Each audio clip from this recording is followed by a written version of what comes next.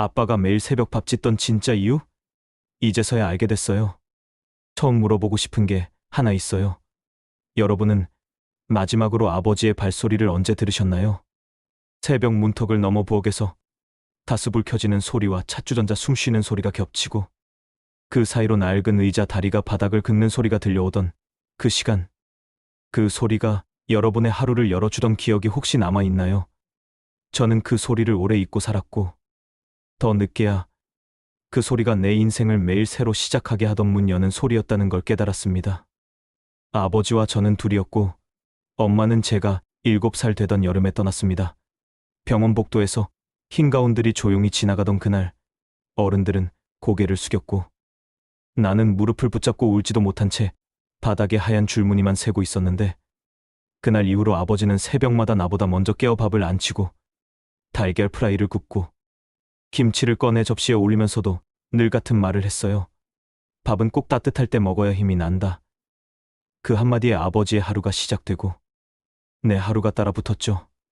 컵라면, 박스가 쌓여있던 원룸에서 전셋집으로, 전셋집에서 조금은 덜 낡은 빌라로 우리는 그렇게 아주 조금씩 앞쪽으로 옮겨가는 생활을 했고 그 사이사이마다 아버지의 손등은 더 마르고 거칠어졌지만 내 도시락통은 늘 반듯했고 소풍날이면 참치김밥이 어김없이 등장해서 반 친구들이 내 아빠는 손맛이 있나봐 하고 놀리듯 칭찬을 했습니다. 사실 그 손맛이란 게 새벽 4시 반에 일어나 밥을 짓고 식초를 태워 비비며 한 줄 한 줄 맞춰 써는 집념 같은 것이었을 텐데 그때 나는 그 시간을 몰랐습니다. 겨울이면 내 장갑을 벗겨 아버지에게 씌워주지 못했고 봄이면 교복 바지 밑단이 짧아진 걸 미리 말하지 못해 아버지가 밤에 바늘과 실로 이어붙이도록 만들었고 여름이면 선풍기 하나로 버티던 방에서 아버지가 내 배 위에 수건을 얹어주며 벌레 물리지 말고 자라 하던 송기를 당연하게 여겼습니다. 아이는 배운 대로 사랑하고 어른은 가진 대로 사랑한다는 말을 저는 뒤늦게 배웠어요. 아버지는 가진 게 많지 않았지만 단 하나, 시간이 있었습니다. 자기 시간을 전부 잘게 쪼개 제게 먹이듯 건네주던 사람이었죠. 고등학교에 들어가서 제가 수학 문제를 풀며 고개를 받고 있을 때도 아버지는 등 뒤에서 조용히 묻곤 했습니다. 어려워도 끝까지 해보자. 포기만 안 하면 된다. 그 말이 어쩐지 버겁게 느껴져서 아빠는 뭘 알아? 대학도 안 가봤으면서 하고 내뱉은 적이 있었습니다. 그 말이 아버지의 어깨를 어떻게 내려앉게 했는지 저는 보지 않았고 못 본 척했고 보고 싶지 않았습니다. 청춘은 도무지 타인의 수고에 눈뜨기 어려운 계절이니까요. 그런데 그날 밤 아버지는 밥상 앞에 앉아 제 문제집을 펼쳐들고 기호 하나를 손가락으로 짚어가며 이건 뭐지 하고 묻다가 끝내는 조용히 웃고 말더군요. 이거 어렵다. 밥 먹자. 그러고는 반찬을 제 그릇으로 더 옮겼습니다. 마치 배운 것보다 배불러야 산다는 오래된 법칙처럼. 대학에 가고 그 다음엔 취업을 미루고 제가 하고 싶은 걸 하겠다고 말했을 때 아버지는 조금도 말리지 않았습니다. 하고 싶은 거 해라. 다만 밥 먹는 시간만은 잊지 마라. 그렇게 저는 친구들과 작은 사무실을 얻어 창업을 시작했고 창문은 삐걱거렸고 컴퓨터는 오래됐고 고객은 없었지만 우리는 밤마다 낙관을 끓여 마시며 미래를 말했고 그 말의 절반은 꿈이었고 절반은 허풍이었지만 그 허풍 때문에라도 다음 날이 기다려졌습니다. 그리고 정확히 그 시기에 저는 아버지를 가장 소홀히 대했습니다. 전화는 받지 않았고 문자에 답하지 않았고 명절에도 바빠서 못 내려가요. 서비스 런칭이라서요 하고 짧게 끊었고 그럴수록 아버지는 더 짧게 답했어요. 그래, 밥은 먹었냐? 그 5글자만 남기고는 더 묻지 않으셨죠. 사랑이 종종 가장 짧은 문장으로 도착한다는 걸 저는 아주 늦게 이해했습니다. 사업이 조금씩 굴러가기 시작하고 투자 제안서가 오가고 회사 이름이 기사에 한 줄 언급되기 시작하면서 저는 더 바빠졌고 더 분주해졌고 더 자주, 더 오래 자리를 비웠습니다. 사무실 소파에서 깜빡 잠든 새벽, 휴대전화에 아버지의 부재중 통화가 여러 개 찍혀있던 날, 그냥 내일 드려야 할 자료 때문에 못 본 척했고 그 내일이 모여 몇 달이 되었고 그렇게 몇 달이 쌓여 한 해가 되었을 때 저는 우연히 아버지의 동네 병원에서 전화 한 통을 받았어요. 보호자분 맞으시죠? 검사 결과 상담이 필요해서요. 그 목소리의 평온함이 오히려 불길했습니다.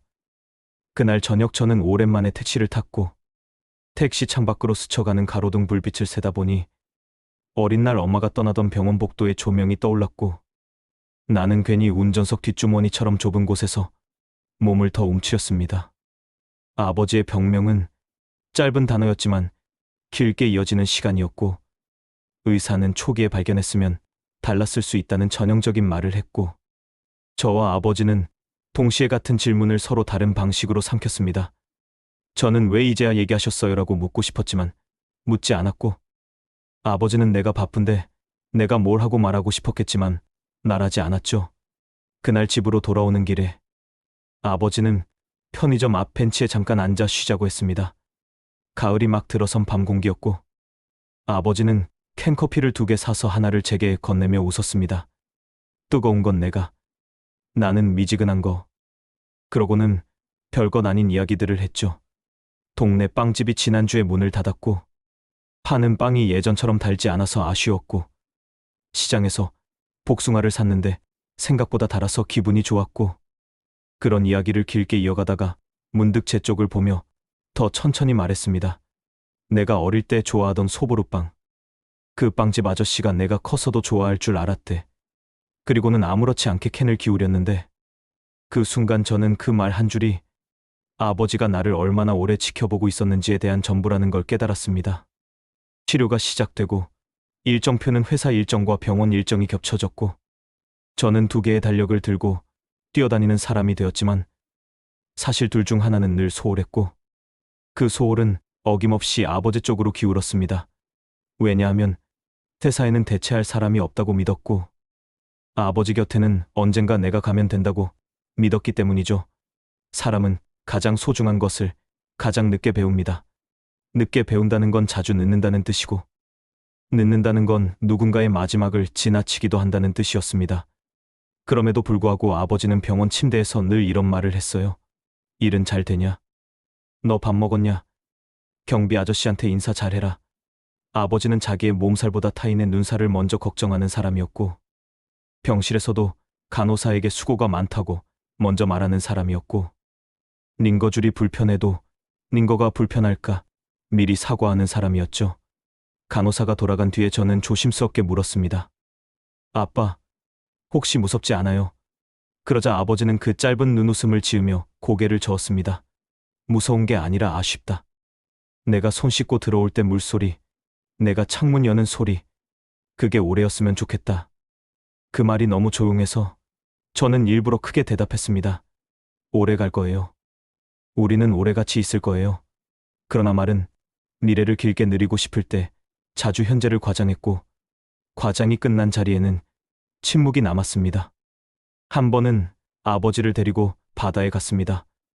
병원 일정 사이로 억지로 끼워 넣은 하루였고 새벽에 차를 몰아 동쪽으로 달렸고 라디오에서는 오래된 트로트가 흘러나왔고 아버지는 하나도 박자를 놓치지 않고 따라 불렀고 저는 하나도 가사를 모른 채 흥얼거렸고 바닷가에 도착했을 때 새벽 물안개가 모래 위로 낮게 깔려 있었고 2 손을 주머니에 넣고 파도까지 걸어 내려간 아버지는 신발이 젖는 것도 잊은 채 파도 끝을 발끝으로 찍었다가 물러났다가 하며 아이처럼 웃었습니다.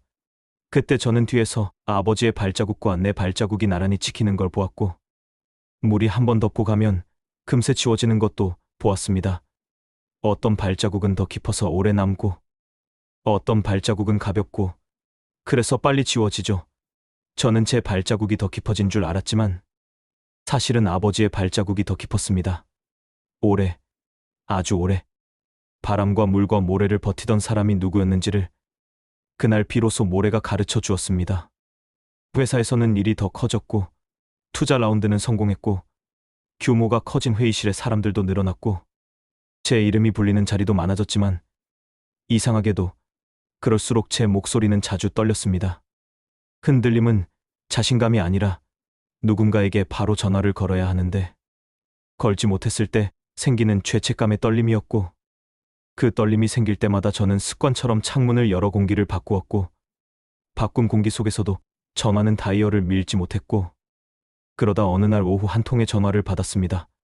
숫자와 문서가 꽉 찬 오후였고 그 숫자들 위로 침묵이 길게 노을처럼 내려앉는 전화였고 그 전화는 제 인생에서 가장 짧은 문장을 남겼습니다. 이제 오셔야겠습니다. 그 짧은 문장 안에는 의사가 말하지 못한 모든 문장과 간호사가 눌러 담은 모든 감정과 아버지가 그동안 숨겨둔 모든 통증이 함께 들어 있었고 저는 회의실을 나와 복도를 달렸고 엘리베이터를 기다리지 못해 계단을 뛰어 내려갔고 주차장에 내려가 차문을 여는 손이 제대로 맞지 않아 2번이나 놓쳤고 그렇게 도착한 병실 문 앞에서 저는 잠깐 숨을 골랐습니다. 문을 열고 들어가면 시간이 달라질 것 같아서 손잡이를 잡은 채로 아주 짧은 시간 저는 문 밖에서 아버지와 제 마지막 사이를 붙잡고 서 있었습니다. 문을 열자 아버지는 놀랍도록 밝은 눈으로 저를 보았고 산소포와도 기계의 녹색 숫자가 얌전히 뛰었고 아버지는 정말로 마지막 가볍고 익숙한 목소리로 물었습니다. 왔냐? 마치 시장에 다녀온 사람에게 묻듯이요. 저는 고개를 크게 끄덕였고 아버지는 손을 내밀었고 그 손은 아주 조금 차가웠지만 여전히 따뜻했으며 저는 그 손을 두 손으로 감싸 쥐며 아주 늦은 그러나 가장 정확한 문장을 말했습니다. 아빠, 미안해요. 그리고 고마워요. 정말 정말. 아버지는 고개를 아주 천천히 저었습니다. 미안해할 거 없다. 고맙다는 말은 내가 해야지. 그러고는 숨을 천천히 들이쉬며 한 단어씩 놓았습니다. 엄마 없이 너 키우는 동안 너 때문에 살았다. 그리고는 제 손을 한 번 더 꼭 쥐었습니다. 너는 이제 너의 시간으로 살아라. 대신 아침밥은 꼭 챙겨 먹어라. 말끝에 아주 작은 웃음이 걸렸고 저는 웃으며 울었습니다. 울며 웃었습니다. 울음과 웃음 사이에 길이 생겼고 그 길 끝에서 아버지는 아주 조용히 눈을 감았고 병실의 소리들이 하나씩 멈추었다가 다시 시작했고 창밖에서 누군가 커튼을 걷는 소리가 들렸고 그 소리 이후로 세상은 조금 더 큰 방처럼 느껴졌습니다. 너무 넓어서 어디에 앉아야 할지 모르는 방처럼. 장례는 빨랐고 조문객은 생각보다 많았고 아버지가 생전에 얼마나 많은 사람에게 먼저 인사를 건넸는지를 저는 그날 처음으로 알았습니다. 경비 아저씨가 오셨고 빵집 아저씨가 오셨고 오래된 시장 아주머니가 오셔서 제 손을 꼭 잡고 말했습니다. 그분은 늘 먼저 안부를 물으셨어요. 그리고 늘 아들 자랑을 하셨지. 저는 부끄러웠고 기뻤고 미안했고 감사했습니다. 네 개의 감정이 한 그릇에 담기면 그걸 눈물이라고 부르나 봅니다. 발인 날 관이 들어갈 때 저는 마지막으로 아버지의 이름을 큰 소리로 불렀습니다. 이름을 불러주는 사람이 있으면 떠나는 사람도 조금은 덜 외로울 거라고 누군가 말했기 때문이었고 그 말이 맞는지는 몰라도 그날에 저는 그렇게 믿고 싶었습니다. 시간은 남겨진 사람에게만 느리게 흐른다고 했나요? 회사는 여전히 바빴고 숫자는 여전히 오르내렸고 제 명함은 어느새 더 무거워져 있었고 인터뷰 자리에서 저는 사람답게 말하려 애썼지만 사람답게 산다는 건 말로 되는 일이 아니어서 자꾸만 말보다 아침이 생각났습니다. 그 아침마다 부엌에서 시작되던 의자, 긁는 소리와 밥 짓는 냄새와 아버지의 발소리와 먹자라는 한 음절의 명령문이 떠오를 때마다 저는 회의와 회의 사이 캡슐 커피를 마시며 아주 작은 다짐을 반복했습니다. 나도 누군가의 아침이 되어주자. 누군가의 하루가 시작할 때 옆을 가볍게 밝혀주는 사람이 되자. 그 다짐이 막연한 구호에 머물지 않도록 저는 퇴근 후 한 골목을 더 돌아 집으로 가서 동네 문방구 앞에 서 있는 아이에게 먼저 인사하는 법을 배웠고 편의점 카운터에서 졸음을 참는 아르바이트 학생에게 수고 많아요라고 말하는 법을 배웠고 무엇보다도 제 삶에 들어온 한 사람과 우리가 맞이할 아이에 대해 오래 생각하기 시작했습니다. 결혼을 했고 아이가 태어났고 그날 새벽 병원 복도에서 저는 오래전에 보았던 그 하얀 줄무늬 대신 작은 울음과 함께 반짝이는 눈을 보았습니다. 아이의 손이 내 손가락을 움켜쥐는 순간 저는 아버지의 손을 떠올렸습니다. 그 손은 마지막 순간까지도 제 손을 놓지 않았고 나는 그 손을 두 손으로 감싸 쥐었고 손과 손이 얽히는 방식이 사랑이라는 걸 그때서야 뼛속으로 이해했습니다. 집으로 돌아온 첫날 밤 저는 거의 잠을 이루지 못했는데 새벽 5시쯤 나도 모르게 몸을 일으켜 부엌으로 갔고 밥솥 뚜껑을 열고 쌀을 씻고 달걀을 꺼내 프라이팬을 달구고 소금을 아주 조금만 뿌리고 가장자리부터 익는 모양을 보며 불을 줄이고 접시에 밥 한 숟가락을 먼저 담아 뭉근히 김이 오르는 걸 지켜봤습니다. 그러다가 문득 제 입에서 아주 익숙한 한마디가 흘러나왔죠. 밥은 따뜻할 때 먹어야 힘이 난다. 누가 가르쳐 주지도 않았는데 정확한 억양과 호흡으로 그 문장을 반복하는 제 목소리를 듣고 저는 한참을 서서 웃었습니다. 웃으며 조금 울었습니다. 그리고 알았습니다. 사랑은 세대에서 세대로 옮겨 심는 나무 같아서 한 세대가 물을 주고 다음 세대가 그늘에서 자라고 그 다음 세대가 그늘을 만들어 준다는 것을. 아이가 자라면서 저는 오래된 알람을 들었습니다.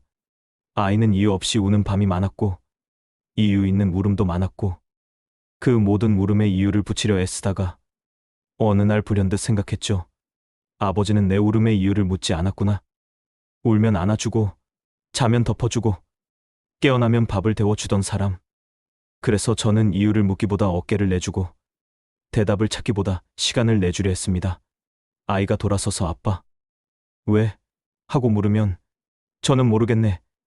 같이 알아보자 하고 말했고 아이가 초콜릿을 한 손 가득 쥐고 와서 아빠, 같이 먹자 하면 저는 한 개는 내가, 나머지는 내일 먹을까 하고 나누는 말을 배웠고 주말마다 저는 일부러 일찍 일어나 아이가 깰 준비를 했습니다. 비록 내일의 일을 준비하는 데는 능숙했지만 아이의 오늘을 준비하는 일에는 늘 서툴렀지만 서툴러도 되는 분야가 삶에는 꼭 하나쯤 있습니다. 서툴러도 좋은 일들, 서툴러서 더 아름다운 일들. 그 첫 번째가 아이와의 아침이라고 저는 믿기로 했습니다. 회사에서는 여전히 제가 원하던 크기의 의사결정이 이어졌고 때로는 이기는 날도 있었고 더 자주 지는 날도 있었고 승패의 그래프는 시장과 사람과 운에 의해 흔들렸지만 집에서는 늘 같은 규칙이 하나 있었습니다. 저녁 8시 이후에는 노트북을 닫고 아이의 숙제 옆에 앉아 한 줄을 같이 쓰고 잠들기 전에 창문을 열며 하늘을 한번 보고 잠깐이라도 내일의 날씨를 예측해보는 일. 내일 비가 올지 햇살이 좋을지. 그리고 마지막으로 부엌을 정리하면서 식탁 위에 내일 아침으로 옮겨갈 그릇들을 조금 미리 꺼내두는 일. 그 작은 준비가 내일을 덜 두렵게 했습니다. 아버지가 내일을 준비하던 방식이 이랬겠구나 생각하면 식탁의 나무결이 따뜻해지는 것 같았습니다. 어느 여름밤 아이가 잠든 뒤 저는 혼자서 오래된 상자를 열어보았습니다. 상자 안에는 아버지의 낡은 넥타이, 붉은 줄이 들어간 손수건, 병원 영수증이 겹겹이 포개진 봉투, 그리고 가장 밑바닥에 아버지가 엄마에게 썼다가 보내지 못한 듯한 편지 한 장이 있었습니다. 나는 아직 서툴다. 너 없이 밥을 하고 너 없이 빨래를 말리고 너 없이 아이를 재우는 일이 자꾸 틀리고 늘 시간에 늦는다. 그래도 실패한 날의 끝에 아이가 웃으면 그 실패가 덜 아프다. 아버지는 평생을 그렇게 살았나 봅니다. 실패해도 덜 아픈 날을 만드는 일.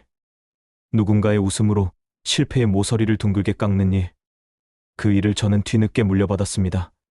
누군가는 개업장을, 누군가는 차키를, 누군가는 땅 문서를 물려받지만 저는 실패를 덜 아프게 만드는 법을 물려받았습니다. 그리고 그것이야말로 세상에서 가장 값진 유산이라고 저는 믿습니다. 이야기를 이렇게 오래 이어놓고 보니 사실 제 성공담이라는 건 별게 아닙니다. 뉴스 기사에서 배우는 어떤 영웅의 서사가 아니라 누군가의 주방에서 시작된 작은 규칙들이 회사의 회의실까지 따라와 사람을 대하는 방식이 조금씩 바뀌고 거래처에게도 식사 시간에는 전화를 늦추고 이메일의 첫 줄에 오늘도 고생 많으십니다를 적는 것, 직원들 생일에 직접 손편지를 쓰는 것, 실패한 프로젝트를 덮는 대신 실패에서 배운 것을 발표하는 자리를 마련하는 것. 그런 사소한 조각들을 꾸준히 쌓은 끝에 누군가가 우리 회사를 믿게 되고 또 다른 누군가가 우리 제품을 사랑하게 되는 것. 그러다 보면 어느 날 숫자들이 자연스러운 얼굴을 하는 순간이 찾아오는 것. 그게 전부입니다. 그 전부의 맨 밑에는 매일 아침에 따뜻한 밥이 있고 따뜻한 밥의 맨 밑에는 누군가의 새벽이 있고, 그 새벽의 맨 밑에는 사랑이 있고, 사랑의 맨 밑에는 이름을 모르는 희생이 있습니다. 여러분에게 부탁하고 싶은 게 하나 있어요. 오늘 밤, 아주 잠깐이라도 괜찮으니 아버지의 발소리를 떠올려 보세요. 부엌 장갑이 서로 부딪히며 내던 억눌린 소리, 국자와 냄비가 가볍게 부딪히며 만들어내던 금속성의 서정, 알람보다 먼저 울던 아버지의 기침 한 번, 그 소리들이 여러분의 하루를 어떻게 시작하게 했는지, 그 시작이 지금의 여러분을 어디까지 데려왔는지, 그리고 여러분이 누군가에게 내일의 시작이 되어줄 수 있다면 그 누군가가 가족일 수도 있고 동료일 수도 있고 아주 우연히 마주치는 낯선 이일 수도 있지만 어떤 경우든 그에게 건네는 한 숟가락의 따뜻함이 오늘을 바꾸고 내일을 마련한다는 걸 저처럼 너무 늦게 알지 않기를 바라요.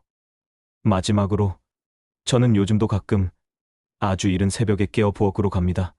쌀을 씻고 물을 맞추고 전원을 누르며 불빛이 들어오는 밥솥 위에 제 손을 잠깐 올려두고 그 온기를 느끼며 속으로 한 문장을 반복합니다. 아버지, 잘 보고 계시죠? 그러면 이상하게도 방 안의 공기가 고요해지고 식탁 위에 나무결이 쓰다듬어지는 것 같고 창문 바깥의 어둠이 한 칸 물러서며 멀리서 아주 낮고 굵은 발소리가 들려오는 듯합니다. 그 소리는 문이 열리는 소리와 고지어지는 먹자라는 한 음절의 목소리로 이어지고 저는 그 목소리에 맞춰 밥을 푸고 달걀을 얹고 소금을 아주 조금만 뿌리고 반찬을 2접시 꺼내고 아이가 일어나기 전 잠깐 아버지와 함께 아침을 먹습니다. 서로 다른 시간대에 살지만 같은 식탁에 앉는 방법을 저는 마침내 배웠습니다. 이 이야기를 여기까지 들어주셔서 고맙습니다. 아버지의 사랑은 종종 묵음으로 기록되지만 묵음은 음악을 더 깊게 만드는 이유가 되죠. 여러분의 하루에도 그런 묵음이 있기를, 그래서 더 깊이 사랑하고 더 오래 기억하길 부탁드립니다. 오늘 밤 잠들기 전에 창문을 살짝 열고 바람을 한번 들여보내세요.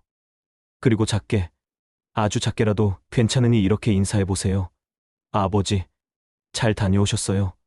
그러면 아마도 어디선가 응, 너도 고생했다라는 대답이 아주 느리고 따뜻하게 돌아올 겁니다.